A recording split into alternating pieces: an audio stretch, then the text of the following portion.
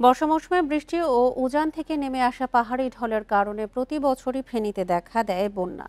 এবার টানা ৮ দিন পর পানি নামায় বানভাসী মানুষের মধ্যে স্বস্তি ফিরলেও কমেনি ভোগান্তি।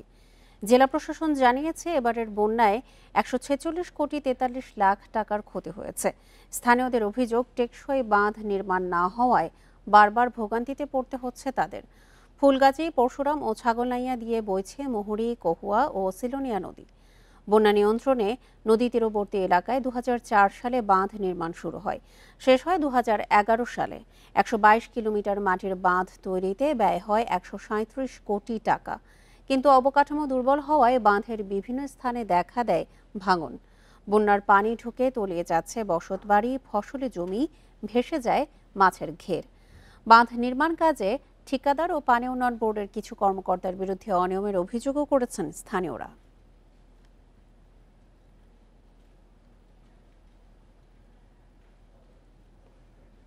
এ নিয়ে আরো জানাতে ফেনী থেকে যোগ দিচ্ছেন সহকর্মী সমীর উদ্দিন। সমীর, এই মুহূর্তে ফেনীর কি অবস্থা দেখতে পাচ্ছেন? এছাড়া বাঁধ নির্মাণের যে স্থায়ী বাঁধ নির্মাণের উদ্যোগ নিয়ে পানি উন্নয়ন বোর্ড বা প্রশাসনিকভাবে কোনো কিছু জানা গেছে কিনা? দেখুন, এখন কিন্তু ফেনীর ফুলগাজী পরশুরামের যে বন্যা হয়েছিল সে বন্যার পানি একেবারে নেমে গেছে।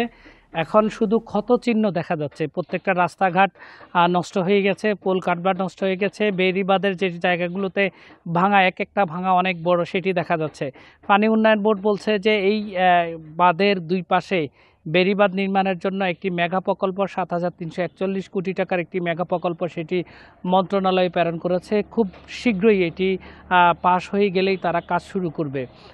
তো এখন যে জায়গাগুলোতে মেরামত হচ্ছে, আপাতত 10টি জায়গাতে ক্ষণস্থায়ী বাঁধ মেরামত হচ্ছে। অন্যান্য যে বাঁধগুলো ভেঙে গেছে এইগুলো মেরামতে কাজ করবে, কারণ এইগুলো এক একটি বাঁধ হচ্ছে ৭০, ৬০, ৫০ এইরকম মিটার।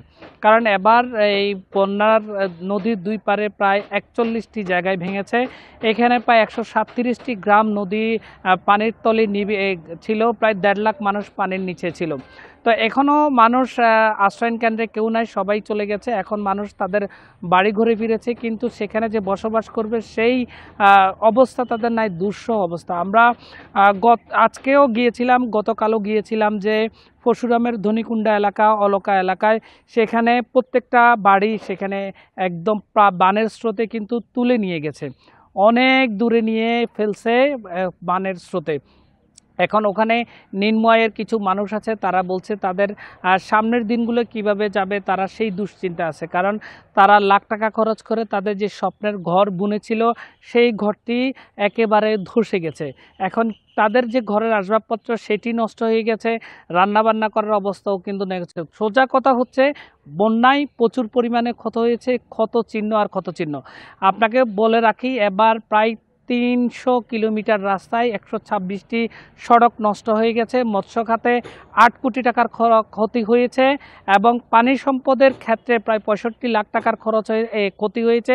এবং সড়ক এলজিইডি বলছে প্রায় এলজিইডি এবং পানি উন্নয়ন বোর্ড বলছে প্রায় ১০০ কোটি টাকারও বেশি তাদের ক্ষয়ক্ষতি হয়েছে।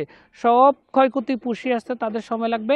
তবে স্থানীয়রা তারা টেকসই বেড়িবাঁধ নির্মাণের দাবি জানিয়েছেন। সেনাবাহিনীর মাধ্যমে কাজটি যদি হয় তাহলে তাদের স্থায়ী সমাধান হবে। এটি ছিল আমার কাছে সর্বশেষ তথ্য।